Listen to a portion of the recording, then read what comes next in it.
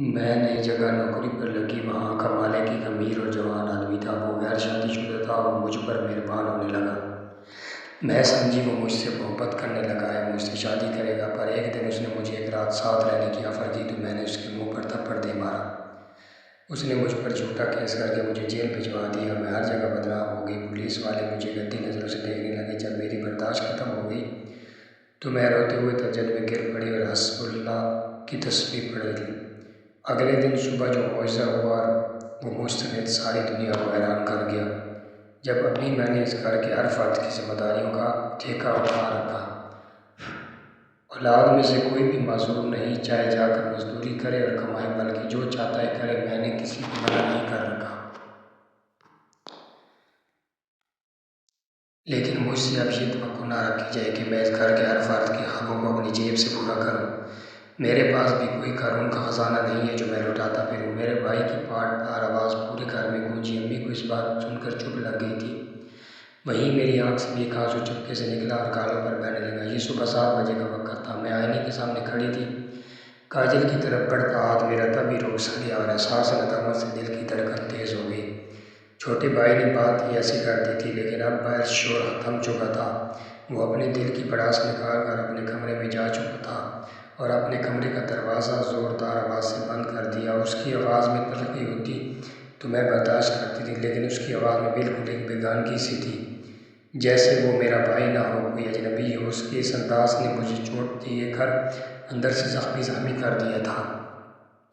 میرے دل میں ایک درد کی لہر اٹھی اور پورا بدن درد میں ڈوب گیا۔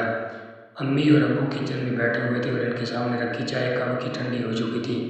وہ دونوں اتنے خاموش تھے جیسے ان کے پاس ساری باتیں ختم ہو چکی ہوں۔ مائیں بیٹے کی دعائیں اس لیے کرتی ہیں کہ مشکل وقت میں ان کا بازو بنیں گے۔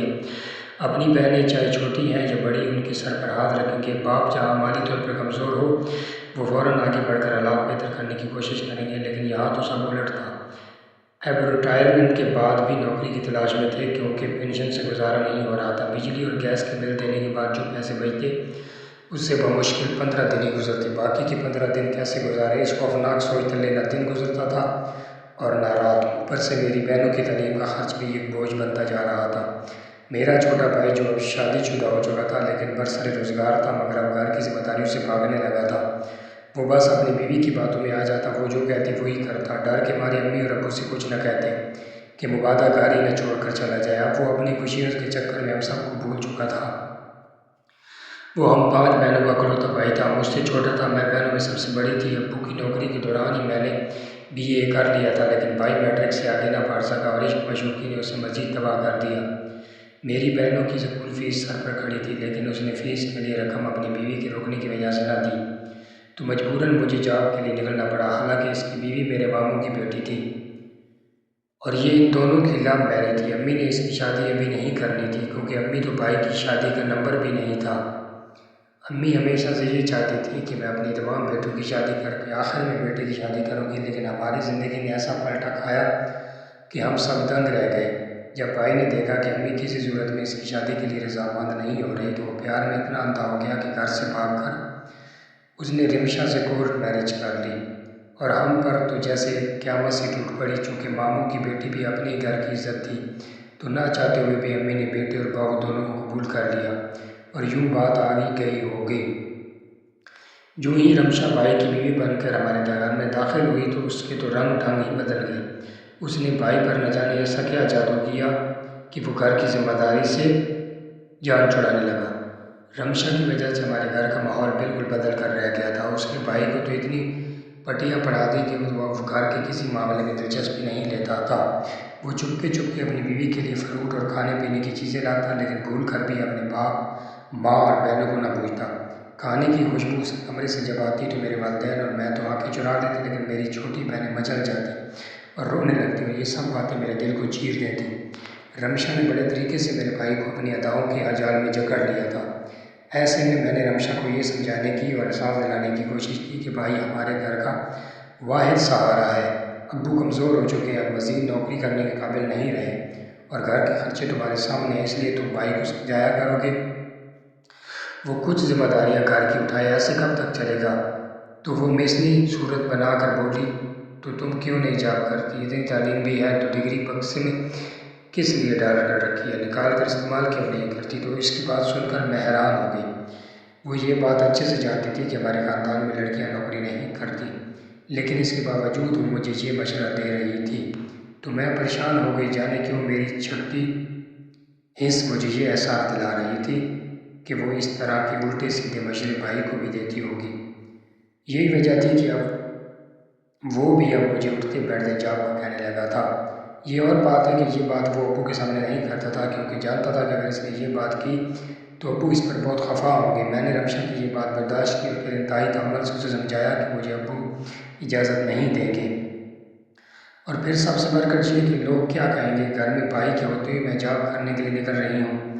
تو وہ میری بات سن کر منہ بناتے ہوئے بولی، ہاں تو کیا ہوا، اب دنیا بدل رہی ہے، اب وہ پرانے زمانے نہیں رہے کہ جس میں صرف لڑکے کماتے تھے، اب لڑکیاں بھی مردوں کی شانہ بشانہ کام کرتی ہیں، اور اس میں کوئی برائی بھی نہیں۔ میری تعلیم زیادہ ہوتی تو میں بھی جاب کرتی۔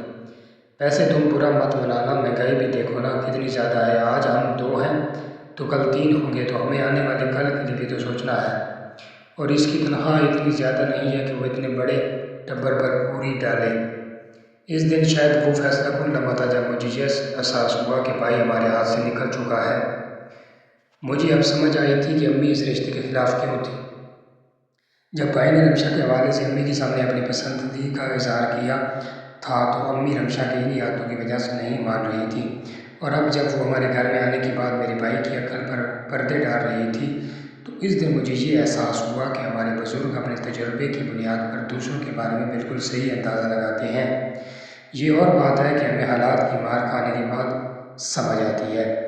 مجھے اس سارے معاملے میں اپنی غلطی سب سے زیادہ نظر آتی تھی، کیونکہ میں نے ہی بھائی کی شادی سب سے پہلے گھر میں قبول کی تھی اور رمشا کو گھر کے اندر لانے کے لیے راہ پار کی۔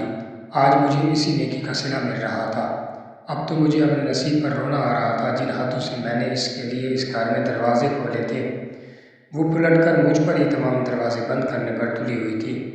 گھر کے حالات بد سے بدتر ہوتے جا رہے تھے تو میں نے امی سے کہا مجھے جاب کے لیے باہر نکلنا ہی پڑے گا، کیونکہ اس کے علاوہ وہ مجھے اور کوئی چارہ نظر نہیں آ رہا۔ تو امی میری طرف سے حیرت سے دیکھ کر بولی، لوگ کیا کہیں گے، میں کس کس کو جواب دوں گی؟ تو میں الٹا امی پر بگڑ گئی۔ امی اگر آپ لوگوں کی باتوں میں آئیں گی تو مزید خراب ہو جائیں گی۔ ابو کی حالت آپ دیکھ رہی ہیں نا، ان سے اب جاب نہیں ہو رہی، اور مزید وہ کتنا عرصہ جاب کر سکتے ہیں، ان کی صحت اب اجازت نہیں دے رہی۔ کاش بھائی کو اس بات کا احساس ہوتا تو رونا ہی کس بات کا تھا، ہاتھ پر ہاتھ رکھنے سے اب وقت نہیں گزرتا۔ امی، مہینے کے آخر تک ہمارے پاس زہر بھاگنے کے لیے بھی پیسے نہیں ہوتے، کب تک ہم دکان والوں کا ادھار اپنے سر پر چڑھاتے رہیں گے؟ اس لیے مجھے جاب کے لیے نکلنا پڑے گا۔ میں نے شازیہ سے بات کی ہے، میں اس کے ساتھ کل جاؤں گی، آپ بس دعا کرنا۔ امی میری بات سن کر فکر مند ہو گئی، لیکن وہ کچھ بھی نہ بولی۔ وہ جانتی تھی کہ میں اپنی ضد کی پکی ہوں، اس لیے انہوں نے صبح صبح جب بھائی سے بات کی کہ شاید وہ میری نوکری کا سن کر جذباتی ہو جائے، لیکن اس نے تو ہماری ذمہ داریوں سے ہاتھ جھاڑے اور اٹھ کر کھڑا ہو گیا، تو میں کمرے سے باہر نکلی، بھائی کے کمرے کے بند دروازے کو دیکھا اور پھر ماں باپ پر نگاہ ڈالی جو آنے والے کل کے اندیشے میں گرے کچن میں چپ چاپ بیٹھے تھے۔ تو میں روتی ہوئی باہر نکل گئی۔ میں نے خود سے عہد کیا کہ میں اپنی محنت جاری رکھوں گی، چاہے حالات کیسے بھی ہوں۔ میں نے نوکری کے لیے کئی جگہ انٹرویو دے ڈالے، صبح پرائیویٹ اسکول پڑھاتی اور شام کو اکیڈمی کی کلاسز لیتی، مگر اس کے باوجود تنخواہ اتنی نہیں ملتی تھی کہ جس سے ہاتھ کھلا ہوتا۔ حالانکہ میں مسلسل جدوجہد کر رہی تھی، پھر اپنی دوست کے کہنے پر ایک کمپنی میں انٹرویو دینے کے لیے گئی۔ انٹرویو کے دن میں نے ذہنی طور پر خود کو پوری طرح تیار کیا، دل میں ایک عزم تھا کہ مجھے یہ نوکری ہر حال میں حاصل کرنی ہے۔ جیسے ہی میں گھر سے نکلی دل میں عجیب سی گھبراہٹ اور بے چینی تھی، کیونکہ پہلی بار اتنا طویل سفر اکیلے کر رہی تھی۔ جب میں کمپنی کی شاندار عمارت کے سامنے پہنچی تو لمحہ بھر کے لیے رک گئی۔ اتنی شاندار اور اونچی عمارت دیکھ کر ہی میرے اعصاب ختم ہو گئے۔ میرے لیے سب خواب جیسا تھا۔ میں نے عمارت کے اندر قدم رکھا اور سیدھی لفٹ کی طرف چل پڑی۔ دل میں امیدوں کا سمندر تھا، مگر ساتھ ہی ساتھ ایک خوف بھی کہ پتہ نہیں اسی جگہ نوکری کر بھی پاؤں گی یا نہیں۔ مجھے سیکنڈ فلور پر جا کر انٹرویو دینا تھا، اس لیے میں لفٹ کی طرف آ گئی۔ جو ہی لفٹ کے دروازے کھلے اور جیسے ہی میں نے اندر جھانکا تو میرا ماتھا تھنکا اور میں تذبذب کا شکار ہو گئی کہ اندر جاؤں یا نہیں، کیونکہ وہاں پہلے سے ایک آدمی موجود تھا۔ ایک تو لفٹ میں سوار ہونے کا پہلا تجربہ تھا اور دوسرا، لفٹ میں ایک مرد کو دیکھ کر میں نروس ہو گئی، لیکن یہ کوئی عام آدمی نہیں لگ رہا تھا، وہ انتہائی ہینڈسم اور باوقار دکھتا تھا۔ 3 پیس سوٹ پہنے ہوئے، کلائی پر ایک چمکتی ہوئی مہنگی گھڑی، سلیقے سے کنگھی کیے بال۔ میں نے ایک ہی نظر میں اس کا جائزہ لیا۔ وہ شخص اپنے ارد گرد سے بے نیاز بری طرح سے موبائل میں غرق تھا۔ میری طرف اس کی کوئی توجہ نہ تھی۔ مجھے دلی طور پر اطمینان بھی ہوا اور تسلی بھی کہ یہ اچھا ہی ہے۔ وہ مجھے دیکھ نہیں رہا، نہ ہی نوٹس کیا۔ میں چپ چاپ لفٹ کے ایک کونے میں جا کر کھڑی ہو گئی، اپنی فائل کو سینے سے لگا لی اور دوسری طرف دیکھنے لگی، مگر نہ چاہتے ہوئے بھی میری آنکھیں کن اکھیوں سے اس آدمی کی ایکٹیویٹیز کو دیکھتی رہیں۔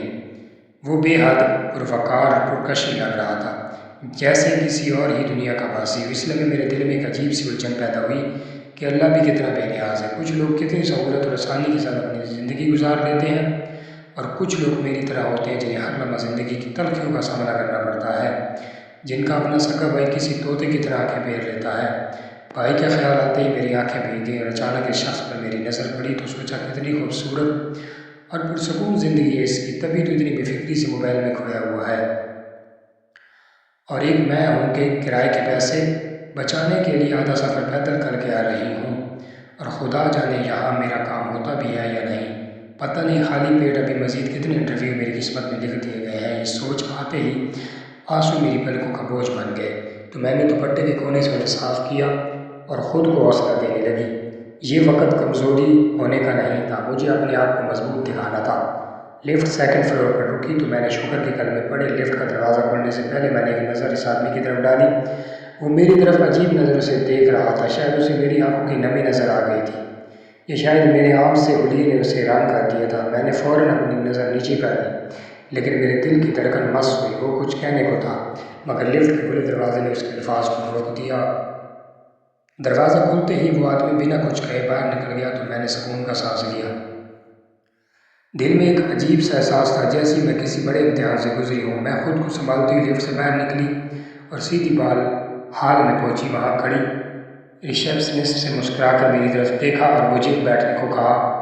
میرا دل تیزی سے دھڑک رہا تھا اور میں ہر لمحہ دعا کر رہی تھی کہ یہ موقع میری زندگی کو بدل دے۔ کچھ دیر بعد مجھے انٹرویو روم میں بلایا گیا۔ جیسے میں اندر داخل ہوئی، میری نظر اس شخص پر پڑی جو چند منٹ پہلے لفٹ میں میرے ساتھ تھا۔ وہ میز کے پیچھے بیٹھا ہوا تھا اور اس کے چہرے پر ایک عجیب سی مسکراہٹ تھی۔ میں حیران رہ گئی، دل میں خوف کی لہر دوڑ گئی کہ شاید یہ میرا انٹرویو لینے والا ہے۔ بیٹھ جائیں، اس نے نرم لہجے میں کہا۔ میں دھڑکتے دل کے ساتھ کرسی پر بیٹھ گئی۔ دل میں بے شمار سوالات تھے، مگر میں خاموش رہی۔ آپ کا نام؟ اس نے فائل دیکھتے ہوئے پوچھا۔ نادیہ، میں نے لرزتی آواز میں جواب دیا۔ وہ کچھ دیر تک میری فائل کو دیکھتا رہا، پھر بولا، آپ کافی محنتی لگتی ہیں، کیا اس سے پہلے آفس ورک کا کوئی تجربہ ہے؟ نہیں۔ میں اس غیر متوقع سوال پر گھبرا گئی۔ مجھے ڈر تھا کہ اب شاید یہ مجھے نہیں رکھے گا، تو میں ایک دم سے بولی، آپ مجھے موقع دیں، میں ایک دم سیکھ لوں گی، آپ کو کوئی شکایت کا موقع نہیں ملے گا۔ میرے جواب پر اسے مسکرا کر میری طرف دیکھا اور پھر ایک دم اس کے چہرے پر سنجیدگی سی آ گئی۔ آپ کیوں یہ نوکری چاہتی ہیں؟ اس نے تجسس بھرے لہجے میں مجھ سے سوال پوچھا اور گہری نظروں سے میری طرف دیکھنے لگا۔ میں اپنے گھر کے حالات کی وجہ سے یہ نوکری کرنا چاہ رہی ہوں۔ ابو کی معمولی سی پنشن ہے، امی بیمار رہتی ہیں، بہنیں پڑھتی ہیں، تو اس لیے نوکری کرنا میرے لیے بہت ضروری ہو گیا ہے۔ آپ کا کوئی بھائی نہیں ہے؟ تو بھائی کے نام پر میرے دل میں ایک ٹیس سی اٹھی اور میں نے آہستہ سے کہا، بھائی تو ہے، لیکن آپ کو پتہ ہے کہ آج کل کتنی مہنگائی ہے۔ اس مہنگائی میں اس کے اپنے بال بچوں کا گزارا ہو جائے تو بڑی بات ہے۔ تو میری بات سن کر اس نے ایک لمبا سا انکارہ بھرا۔ دیکھیے، میں آپ کو جواب دینے سے پہلے کام کی نوعیت بتانا چاہتا ہوں کہ کبھی کبھار ہمارے آفس کی میٹنگ آفس سے باہر بھی ہوتی ہے، تو چونکہ آپ کی نوکری کی نوعیت میری پرسنل سیکرٹری کی ہے، تو اس سے میں آپ کو وہاں جانا پڑے گا جہاں میں آپ کو کہوں گا۔ اس میں دیر سویر بھی ہو جاتی ہے، تو اگر آپ کو یہ سب منظور ہے تو آپ ہمیں کل سے جوائن کر سکتی ہیں، اور اگر نہیں تو آپ ابھی سے یہ بات ہمیں کلیئر کر دیں، کیونکہ جب آپ ہمارے پاس جاب شروع کر دیں گی اور اس دوران اگر آپ نے ہمیں آنے جانے کے سلسلے میں نہ کی تو ہمارے لیے بہت مشکل بن جائے گی۔ تو میں نے ایک دم اپنا سر انکار میں ہلاتے ہوئے کہا، سر، آپ کو مجھ سے کوئی شکایت نہیں ہوگی۔ بزنس میٹنگ چاہے آفس میں ہو یا آفس سے باہر، میں آپ کو ہر وقت حاضر ملوں گی۔ میں نے پورے عزم کے ساتھ انہیں یقین دلانے کی کوشش کی تو اس نے مجھے کہا، ٹھیک ہے، آپ ایگریمنٹ سائن کر دیں اور کل سے ہمیں جوائن کریں۔ اس کی بات سن کر میرے دل میں خوشی کی لہر دوڑ گئی۔ میں تو یقین بھی نہیں کر سکتی تھی کہ اتنے اچھے پیکج کے ساتھ مجھے نوکری مل گئی ہے۔ کہاں میں مہینے کے 10,000 سیلری لیتی تھی اور کہاں میری 50,000 کی لگ بھگ سیلری مقرر ہو گئی۔ یہ اللہ کا احسان نہیں تو اور کیا تھا۔ میرا دل تو شفقت سے دھڑکنے لگا کہ مجھے اللہ نے اپنے پیروں پر کھڑا کر دیا ہے۔ اب میں امی ابو کا سہارا بننے کے ساتھ ساتھ بہنوں کی اسکول کی فیس بہت اچھے سے ادا کر سکوں گی اور اب گھر کا نظام بھی بہتر ہو جائے گا۔ مجھے سوچ میں ڈوبا دیکھ کر اس نے آہستہ سے کہا، آپ چاہیں تو آج سے بھی جوائن کر سکتی ہیں۔ تو میں حیرت سے اسے دیکھنے لگا۔ کیا واقعی؟ میں نے بے یقینی سے بولا، جی ہاں، اگر چاہیں تو آپ یہ جاب ابھی سے کر سکتی ہیں۔ اسے مسکرا کر کہا تو میری آنکھوں میں خوشی کے آنسو چمکنے لگے۔ میں نے اس کا شکریہ ادا کیا اور آج سے ہی کام کرنے کی حامی بھر لی۔ خوش قسمتی سے مجھے نوکری مل گئی تھی، اس لیے میں نے انکار کرنا مناسب نہیں سمجھا۔ میں پھر آہستہ سے پوچھا کہ میں گھر اطلاع دینا چاہتی ہوں، اگر ممکن ہے۔ تو وہ میری بات پر ہلکا سا مسکرایا اور کہا، بالکل ممکن ہے، آپ میرے ساتھ آئیں۔ وہ اپنی سیٹ سے اٹھا اور اپنے آفس کے ساتھ ایک چھوٹے سے کمرے میں مجھے لے کر آیا اور کہا، آج سے یہ آپ کا یہ آفس ہے، آپ یہاں پر بیٹھیں گے اور آپ کے ٹیبل پر فون کی سہولت موجود ہے۔ آپ یہاں سے اپنے والدین کو فون کر کے آگاہ کر سکتی ہیں۔ یہ بات کر کے وہ تو چلا گیا، لیکن میں دھڑکتے دل کے ساتھ فون اٹھایا اور ابو کو کال کر کے بتا دیا کہ میری نوکری لگ گئی ہے، میں شام 4 بجے گھر لوٹوں گی۔ تو ابو کلیجے کی خوشی مجھے فون پر ہی محسوس ہو رہی تھی، تو میرا دل خوشی سے رونے لگا۔ اس آفس میں کام کرتے ہوئے ابھی کچھ ہی دن ہوئے تھے کہ میں نے یہ بات محسوس کیا کہ میرے باس شرجیل کا رویہ باقی اسٹاف کی نسبت میرے ساتھ کچھ الگ سا ہے۔ تو میں محتاط سی رہنے لگی۔ شرجیل نوجوان اور غیر شادی شدہ تھا۔ سبھی لوگ اس کے بارے میں کہتے تھے کہ وہ انتہائی سخت مزاج اور اپنے کام سے کام رکھنے والا انسان ہے اور جذباتی معاملات میں نہیں پڑتا، لیکن میں نے اس باتوں میں شدید جذباتی دیکھا۔ شروع کے دنوں میں اس نے مجھ سے بس معمولی بات چیت کی۔ میں کمپنی میں نئی تھی، اس لیے زیادہ توقع بھی نہیں تھی کہ وہ میری طرف خاص توجہ دے گا، لیکن وقت کے ساتھ ساتھ میں نے محسوس کیا کہ وہ ہمہ وقت مجھے اپنی نظروں میں رکھتا ہے۔ جس دن میں گھر کی پریشانیوں کو لے کر آفس پہنچتی اور ہر ممکن کوشش کرتی کہ کسی کو بھی پتہ نہ چلے، اس دن وہ میرے چہرے سے ہی جان لیتا کہ ضرور گھر میں کچھ نہ کچھ ہوا ہے۔ تو اس دن وہ مجھ پر کام کا پریشر کم کر دیتا، بلکہ اس دن وہ مجھ سے ڈائری لے کر روٹین کا تمام کام خود دیکھتا۔ تو میں بڑی حیران ہوتی کیونکہ مجھے اسی کام کی سیلری ملتی تھی اور اکثر مجھے جلدی چھٹی دے دیتا، بلکہ کئی بار تو ایسا بھی ہوا کہ وہ مجھے اپنی گاڑی پر گھر تک چھوڑنے بھی آیا۔ میں بھلے جتنا مرضی انکار کرتی لیکن وہ میری ایک بھی نہ مانتا۔ ایک دن میں گاڑی سے اتر رہی تھی کہ رمیشا نے مجھے دیکھ لیا اور اس نے بھائی کے خوب کان بھرے۔ یہی وجہ تھی رات کو کھانا کھاتے وقت بھائی نے انتہائی چیلے کھٹے انداز میں کہا کہ وہ ایک کمپنی کا باس ہے اور تم وہاں پر ایک معمولی سی سیکرٹری ہو، تو وہ تمہیں اپنی اتنی مہنگی گاڑی میں لفٹ دینے کے لیے یہاں تک کیوں آیا ہے؟ بظاہر اس نے مجھ سے انتہائی نارمل لہجے میں پوچھا تھا، لیکن اس کا انداز انتہائی جارحانہ تھا۔ اس کی بات سن کر میں نے رمیشا کی طرف دیکھا۔ یہ لگائی بجائی اسی نے کی تھی اور اب ڈٹائی سے میری آنکھوں میں آنکھیں ڈالے عجیب انداز میں مسکرا رہی تھی۔ میں جانتی تھی کہ اس نے میرے اور بھائی کے درمیان ایسے شک و شبہات پیدا کر دیے کہ میں چاہ کر بھی انہیں دور نہیں کر پاؤں گی۔ وہ تو چاہتی تھی یہ تھی کہ میں نوکری چھوڑ کر گھر میں بیٹھ جاؤں اور کسی بیکاری کی طرح اس کے سامنے ہاتھ پھیلاتے ہوئے اپنی مجبوریوں کا رونا روتی رہوں۔ میں اس کی پلاننگ کو بہت اچھے سے سمجھ رہی تھی، لیکن میں نے بھی دل میں یہ تہیہ کر لیا تھا کہ چاہے کچھ بھی ہو جائے میں یہ نوکری کسی صورت بھی نہیں چھوڑوں گی۔ لیکن میں نہیں چاہتی تھی کہ وہ انتہائی گندے ذہن کی مالک ہے۔ میرے کردار کے بارے میں اس نے میرے بھائی کو خوب پمپ کر کے رکھ دیا ہے۔ یہی وجہ ہے کہ اس نے اس بات کا بھی لحاظ نہیں کیا کہ میں اس سے کافی بڑی ہوں، لیکن میں نے انتہائی تحمل کا مظاہرہ کیا کیونکہ میرے سامنے میری بیماریاں ماں باپ بیٹھے تھے اور میں نہیں چاہتی تھی کہ ہم دونوں بہن بھائیوں کی لڑائی کی وجہ سے میرے ماں باپ کی طبیعت بگڑ جائے۔ لہٰذا میں نے بہت آرام سے اپنے چھوٹے بھائی کو سمجھانے کی کوشش کی کہ جب مجھے آفس سے ذرا اور دیر ہو جاتی ہے تو مجھے لفٹ دے دیتے ہیں، اور یہ لفٹ صرف مجھے نہیں کئی لوگوں کو ملتی ہے جو ان کے روٹ پر ہی سفر کرتے ہیں۔ تو میری اتنی وضاحت سننے کے بعد وہ ایک دم بھی بھر کر بولا، باقی اس کے ساتھ سفر کرتے ہیں تو 100 بسم اللہ ضرور کریں، لیکن آج کے بعد تم اس کے ساتھ گاڑی میں بیٹھ کر نہیں آؤ گی۔ تو میں اس کے دو ٹوک رویے پر چڑھ کر بولی، اس میں کیا بری بات ہے؟ تو وہ ایک دم سے مشتعل ہو گیا، جب سے تم 4 پیسے کمانے لگی ہو تو تمہارے نزدیک اچھائی اور برائی کا تصور ختم ہو چکا ہے کیا؟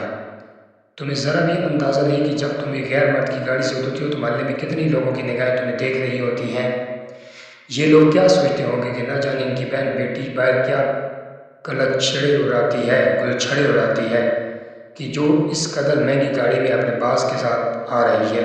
اس کی باتیں سن کر میں نے لا حول ولا قوت پڑھا اور امی ابو کی طرف دیکھ کر کہا، کل تک جو ہماری ذمہ داری اٹھانے کا اہل نہیں تھا وہ آج مجھے باتیں سنانے کا اہل ہو گیا ہے۔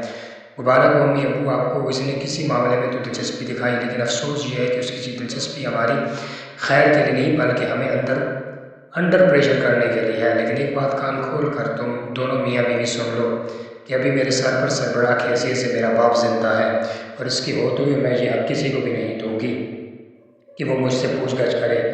یہ کہہ کر میں وہاں سے نکل آئی تو میرا بھائی زور زور سے چیخنے لگا اور امی ابو کو باتیں سنانے لگا کہ آپ لوگ اس کی کمائی کھانے کے عادی ہیں اور اس لیے آپ کو اس کا گند نظر نہیں آ رہا۔ جس دن یہ گل کھلائے گی تو آپ لوگ اس دن پچھتائیں گے۔ تو امی اس کی باتوں پر دہل سکیں اور ابو اسے ڈانٹنے لگے لیکن میں ساتھ والے کمرے میں بیٹھ کر اپنے بھائی کی ذریت کا ماتم ہی کرتی رہ گئی۔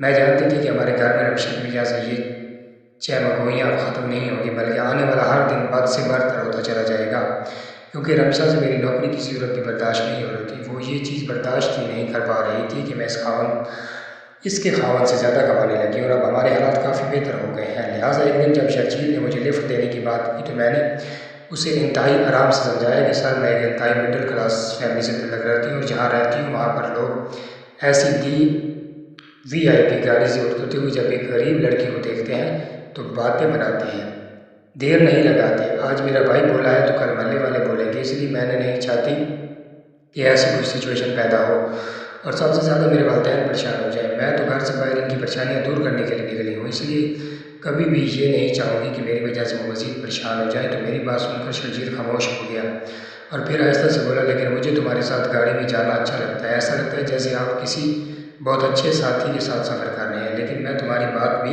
سمجھتا ہوں، ٹھیک ہے میں تمہیں تمہارے گھر آج کے بعد نہیں اتاروں گا، لیکن گھر کے مین روڈ کے پاس تو اتار سکتا ہوں، اس میں تو کوئی قباحت نہیں ہے۔ تو میں نے اس کی ضد کے آگے اپنے ہتھیار ڈال دیے، کیونکہ اندر ہی اندر میں بھی اس کے ساتھ ہی سفر کرنا چاہتی تھی۔ شرجیل مجھ پر توجہ دیتا تھا، اس لیے میں نے اپنی ڈریسنگ پر خاص توجہ دینی شروع کر دی۔ ایک دن گھر کے اخراجات کے لیے رقم نکال کر جو تھوڑی سی رقم بچی تو میں نے اپنے لیے 2-3 بہترین سوٹ بنوا لیے، اور اگلے دن جب میں اس میں سے ایک سوٹ پہن کر ہلکا پھلکا میک اپ کر کے آفس پہنچی تو شرجیل کی آنکھیں حیرت سے پھٹی کی پھٹی رہ گئی۔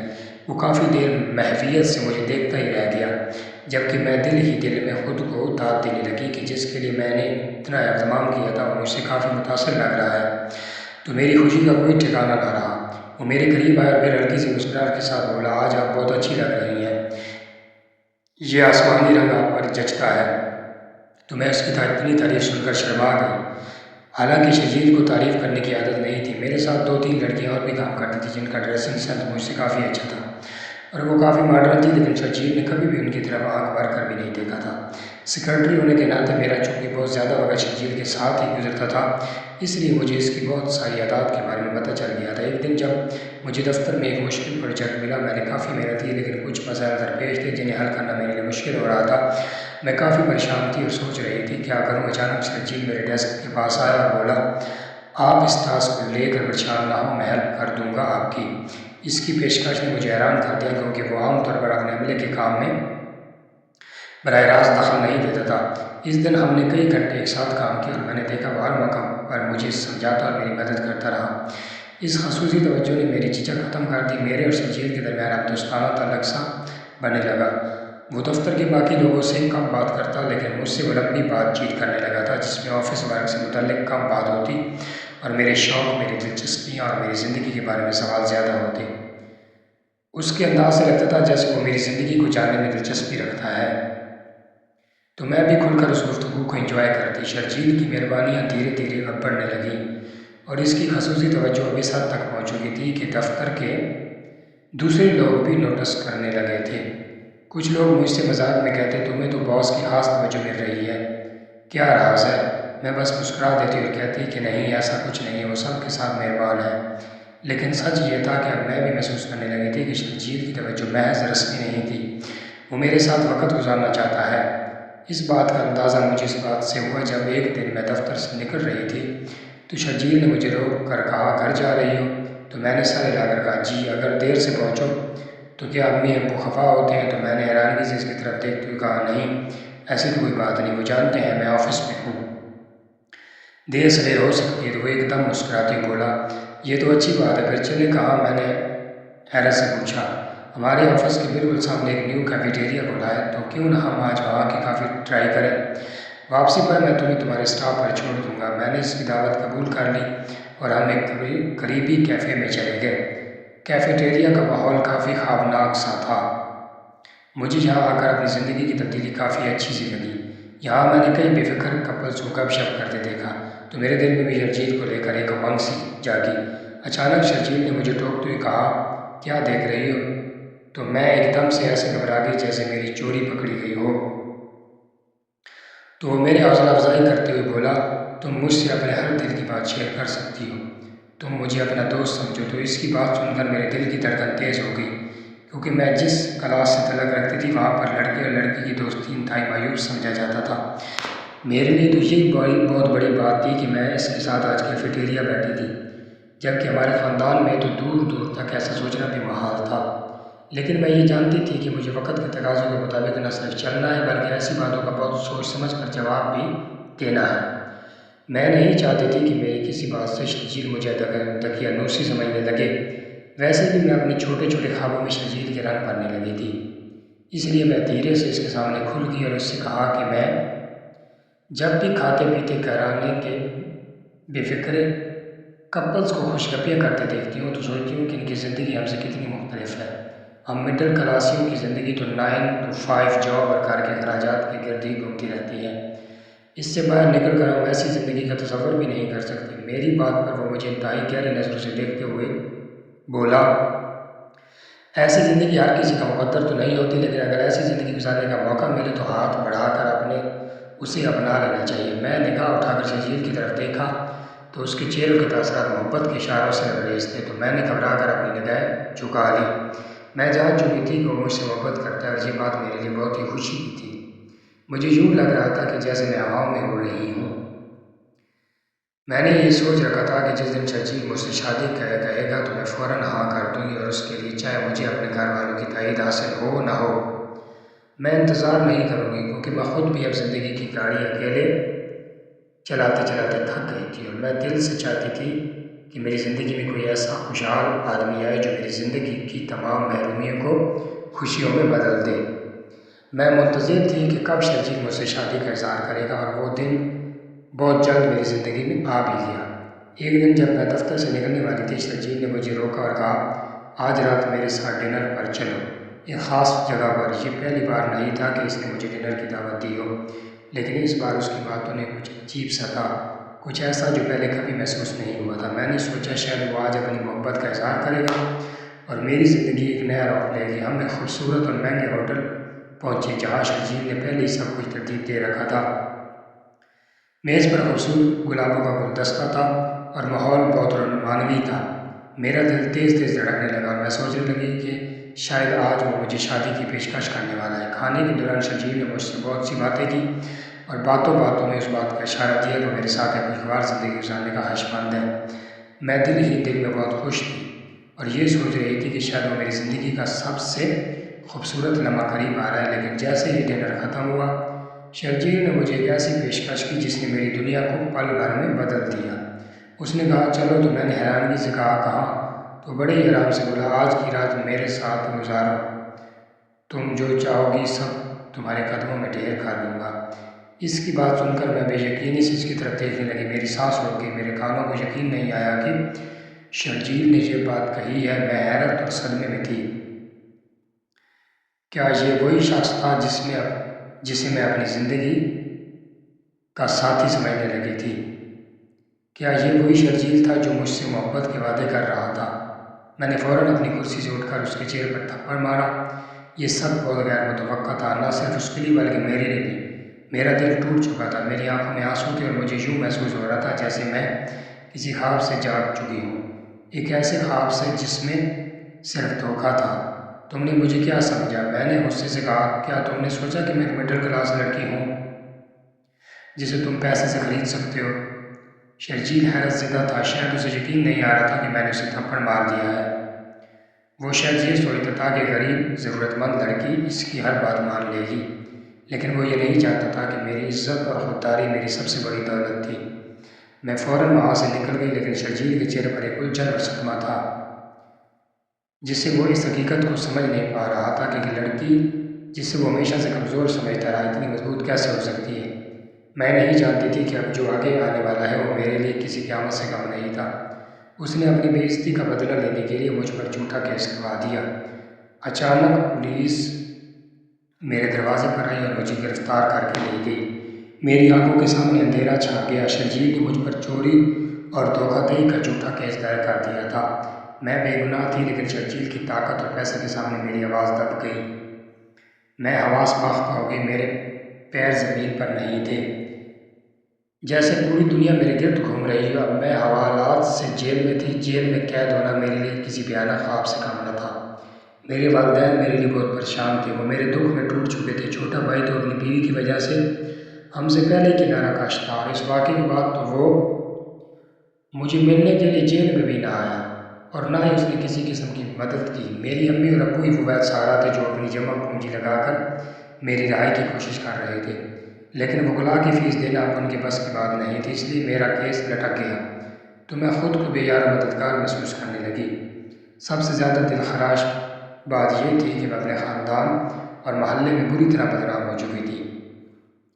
پولیس والے مجھے گندی نظروں سے دیکھتے اور اشارے کرتے جیسے میں واقعی مجرم ہوں۔ میرے وقار کا جنازہ نکل چکا تھا اور میں بس بے بسی سے سب کچھ دیکھتی جا رہی تھی۔ جیل کی اندھیری کوٹڑی میں جب میری برداشت ختم ہو گئی تو ایک رات میں نے روتے ہوئے تہجد میں اللہ کے سامنے دہائی لگا دی۔ میری آنکھوں سے آنسو بہہ رہے تھے اور میرا دل حسبی اللہ کی تسبیح پڑھتا جا رہا تھا۔ میں نے اللہ سے مدد کی، فریاد کی کہ وہ میری بے گناہی کو ثابت کرے اور مجھے اس آزمائش سے نکالے۔ میں جائے نماز سے ابھی اٹھنے کی بھی نہ پائی تھی کہ ایک سپاہی نے مجھے بتایا کہ میری ملاقات آئی ہے۔ تو میں حیران ہو گئی، یہ دن اتوار کا نہیں تھا۔ میرے والدین ہمیشہ اتوار کے دن ہی آتے تھے اور چھوٹا بھائی تو سوال ہی پیدا نہیں ہوتا کہ مجھے ملنے کے لیے یہاں آتا۔ میں شدید تذبذب میں تھی کہ پھر یہ کون ہو سکتا ہے۔ خیر، میں سپاہی کے ساتھ جب ویٹنگ روم میں داخل ہوئی تو یہ دیکھ کر میرے پیروں تلے سے زمین نکل گئی کہ سامنے شرجیل ویل چیئر پر بیٹھا تھا۔ اس کا چہرہ زرد تھا اور آنکھوں میں گہری ندامت تھی۔ میں اس کی شکل بھی نہیں دیکھنا چاہتی تھی۔ میں آج اگر اس حال تک پہنچی تھی تو اس کی وجہ شرجیل تھا۔ میری آنکھیں آنسوؤں سے بھر گئیں اور میں وہاں سے جانے کے لیے جوں ہی پلٹی تو شرجیل اور اونچی آواز میں رونے لگا۔ میں حیرت سے پلٹی تو دیکھا وہ اپنے دونوں ہاتھوں سے جوڑ کر مجھ سے معافی مانگ رہا تھا اور اس نے اپنے لقوہ زدہ منہ سے وہ مشکل الفاظ ادا کیے، مجھے معاف کر دو، میں نے تمہارے ساتھ بہت زیادتی کی ہے۔ اس کی آواز کانپ رہی تھی، سانس تھوکنے کی طرح چل رہی تھی اور اس کی آنکھوں سے آنسو کی برسات جاری تھی۔ اس نے بتایا کہ جب سے اس نے مجھ پر جھوٹا الزام لگایا تھا وہ ایک دن بھی چین سے نہیں سو سکا۔ ضمیر کی خلش اور بے چینی نے اسے اس قدر پریشان کر دیا کہ وہ نیند کی گولیاں لینے لگا اور بالآخر ڈپریشن میں مبتلا ہو گیا، جس کا نتیجہ فالح کی صورت میں نکلا۔ اس کے لہجے میں ندامت ہی ندامت گھلی ہوئی تھی۔ یہ سب تمہارے ساتھ زیادتی کرنے کی وجہ سے ہوا ہے۔ میں جانتا ہوں کہ یہ میری غلطیوں کی سزا ہے اور تمہاری بد دعا مجھے لگ گئی۔ میں یہ کیس واپس لینا چاہتا ہوں، لیکن اس سے پہلے میں تم سے معافی مانگنا چاہتا ہوں۔ وہ کسی بچے کی طرح مول بلک بلک کر رو پڑا تو میں سکتے میں آ گئی۔ یہ اپنے وقت کا فرعون بن گیا تھا اور آج اس کی بے بسی دیکھ کر مجھے جھرجھری سی ہوئی۔ ایک وقت تھا جب میں اس سے محبت کرنے لگی تھی اور اب یہ شخص مجھ سے معافی کا طلبگار تھا۔ اس نے میری زندگی برباد کر دی تھی۔ میں نے سخت لہجے میں کہا، معافی کا کیا فائدہ؟ میری عزت کا جنازہ نکل چکا ہے، میں بدنام ہو چکی ہوں۔ اگر میں جیل سے رہا بھی ہوگی تو میں لوگوں کو اپنی بے گناہی کا یقین کیسے دلاؤں گی؟ شرجیل نے روتے ہوئے اپنا سر اٹھا کر میری طرف میں بس نظر دیکھا اور پھر آہستہ سے مشکل بولا، میں ہر کسی کے سامنے گواہی دینے کے لیے تیار ہوں۔ میں ہر جگہ یہ کہوں گا کہ تم بے گناہ ہو، بس مجھے معاف کر دو۔ اس کے بہتے ہوئے آنسو دیکھ کر میرا دل پگھل گیا۔ میں نے اپنے لیے دل کی سختی کو ایک طرف رکھتے ہوئے اسے معاف کر دیا۔ شرجیل نے فوراً کیس واپس لے لیا اور کچھ ہی دنوں میں میری رہائی ہو گئی۔ جب میں جیل سے باہر آئی تو میرے دل میں ایک عجیب سا سکون تھا، لیکن جیل سے نکل کر میری مشکلات ختم نہیں ہوئی تھی۔ میں جو ہی گھر پہنچی تو میرے چھوٹے بھائی نے مجھے صاف صاف کہہ دیا کہ میں اب اس گھر میں نہیں رہ سکتی۔ امی اور ابو بے بسی کی تصویر بنے کھڑے تھے تو مجھے اس بات پر بڑی حیرت ہوئی کہ وہ آخر بول کیوں نہیں رہے۔ تو میں ایک دم غصے سے بولی کہ یہ گھر تمہارا نہیں ہے، تم کس حیثیت سے فیصلے کر رہے ہو؟ یہ گھر ابو کا ہے اور ان کی مرضی وہ جسے رکھیں جسے نکالیں۔ تو اس کی بجائے رمشا بولی کہ یہ گھر تمہارے ابو نے بیٹے کے نام کر دیا ہے، لہٰذا اب اس گھر پر تمہارا کوئی حق نہیں ہے۔ تو میں نے حیرت سے اپنے ابو کی طرف دیکھا اور کہا کہ یہ آپ نے کیا کیا؟ تو ابو کہنے لگے کہ میں بیمار ہو گیا تھا اور تم جیل میں تھی، تمہاری رہائی کے بارے میں مجھے کوئی یقین نہیں تھا، تو اس نے مجھے کہا کہ مکان میرے نام کر دے تاکہ کل کوئی مسئلہ نہ بنے۔ تو میں صدمے سے ابو کی طرف دیکھنے لگی، مسئلہ تو بن چکا تھا، میں بے یار و مددگار تھی، میرے پاس نہ چھت تھی نہ پیسے، میں خالی ہاتھ اس گھر سے باہر نکل آئی، کچھ سمجھ نہیں آ رہی تھی کہ کدھر جاؤں، لیکن اس مشکل وقت میں شرجیل نے میرا ہاتھ تھاما۔ اس نے مجھے نہ صرف رہنے کے لیے فلیٹ دیا بلکہ اپنی کمپنی میں ایک اہم عہدے کی پیشکش بھی کی۔ میں یہ نوکری نہیں کرنا چاہتی تھی، لیکن میری مجبوری تھی کیونکہ میرے پاس نہ ہی رہنے کے لیے کوئی چھت تھی اور نہ ہی اتنے پیسے کہ میں کرائے پر کوئی گھر لے کر باعزت زندگی گزار سکتی۔ میں بالکل ہی آسمان تلے کھڑی تھی، ایسے میں شرجیل کا آگے بڑھ کر میری مدد کرنا ایسے ہی تھا جیسے ڈوبتے ہوئے کو تنکے کا سہارا۔ بغیر جذبات میں آئے میں نے چپ چاپ یہ نوکری کر لی۔ اللہ کی شان دیکھی، کچھ ہی عرصے بعد شرجیل بالکل ٹھیک ہو گیا۔ وہ اپنے قدموں پر چلتا ہوا دفتر آیا، لیکن مجھ سے نظریں نہیں ملا پا رہا تھا۔ میں چپ چاپ اپنا کام کرتی رہی کہ اچانک وہ میرے قریب آ کر بولا، اگر میں اللہ کو حاضر ناظر جان کر تم سے ایک بات کروں تو کیا تم میری بات کو یقین کرو گی؟ میں نے سر اٹھایا اور سوالیہ نظر سے اس کی طرف دیکھنے لگی تو وہ میرے قدموں میں بیٹھ کر بولا، مجھ سے شادی کرو گی؟ کاش میں اس دن تمہیں غلط نظروں سے دیکھنے کے بجائے نکاح کی پیشکش کرتا تو شاید تم اتنے کڑے امتحان سے نہ گزرتی، لیکن اب بھی کچھ نہیں کیا۔ میں اپنی اس بات کا ازالہ کرنے کے لیے تمہارے سامنے شادی کی پیشکش رکھتا ہوں۔ اچھی طرح سوچ سمجھ کر فیصلہ کرنا اور جب دل کہے مجھے بتا دینا، میں تمہارا آخری سانس تک انتظار کروں گا۔ میں یہ شادی نہیں کرنا چاہتی تھی، میرے دل میں اس کے لیے جو عزت اور محبت تھی وہ ختم ہو چکی تھی، لیکن میری زندگی کے حالات ایسے تھے کہ میرے پاس اور کوئی راستہ نہیں بچا تھا۔ میری والدہ اور والد نے مجھے سمجھایا کہ اگر کوئی غلطی کر کے توبہ کر لے اور اپنے گناہ کا ازالہ کرنے کی کوشش کرے تو اسے معاف کر دینا چاہیے۔ ان کی باتوں نے میرے دل کو نرم کر دیا، میں نے شرجیل کو معاف کر دیا اور اس سے شادی کرنے پر رضامند ہو گئی۔ آج میں شرجیل کی بیوی بن کر ایک باعزت زندگی گزار رہی ہوں۔ ہمارے رشتے میں تو محبت تو نہیں، لیکن عزت اور معافی کی بنیاد پر ایک مضبوط رشتہ ضرور قائم ہو چکا ہے۔ زندگی کے اس موڑ پر میں نے یہ سیکھا کہ کبھی کبھی ہمیں وہی راستہ اپنانا پڑتا ہے جو ہم نہیں چاہتے، اور معافی ایک ایسا عمل ہے جو دلوں کو بدل سکتا ہے۔ اللہ نے شرجیل کو معاف کیا اور میں نے بھی اس کے دل کی توبہ کو قبول کر کے اپنی زندگی میں سکون بھر لیا۔